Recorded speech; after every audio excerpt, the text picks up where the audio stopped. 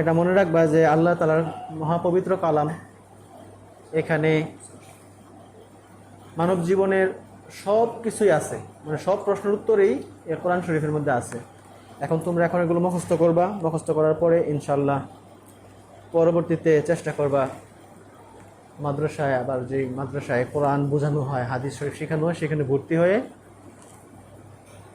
এই কোরআন শরীফের অর্থগুলো যাতে বুঝতে পারো ইনশাল্লাহ চেষ্টা করবে। হ্যাঁ, আর এখন তো মুখস্থ করতেছো, দেখো সূরা ফাতিহার মধ্যে আল্লাহ তাআলা কত সুন্দর কথা বলছে, একটুখানি দেখো তুমি, তাহলে তুমি বুঝতে পারবা যে এই কোরআনের মধ্যে কত রহমত আছে। বিসমিল্লাহির রহমানির রহিম, আলহামদুলিল্লাহি রাব্বিল আলামিন।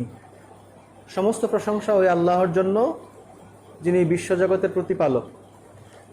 তারপর বলেছে আর রহমানির রাহিম, তিনি দয়ালু, অতীব মেহেরবান। মালিক ইয়াউমিদ্দিন, তিনি বিচার দিনের মালিক, বিচার দিবসের মালিক। ইয়াকা না'বুদু ওয়া ইয়াকা নাস্তাঈন, আমরা আপনারই ইবাদত করি। ওয়া ইয়াকা নাস্তাঈন, এবং আপনার কাছে সাহায্য প্রার্থনা করি।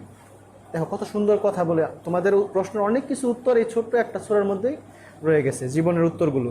তারপরে দোয়া, এটা একটা দোয়ার মতো বলতে পারো। দেখো ইহদিনাস সিরাতাল মুস্তাকিম, আমাদেরকে সরল সঠিক পথ দেখান, সরল সঠিক পথ। সিরাতাল্লাযীনা আন'আমতা আলাইহিম, যে পথে রয়েছে আপনার অগণিত অনুগ্রহ।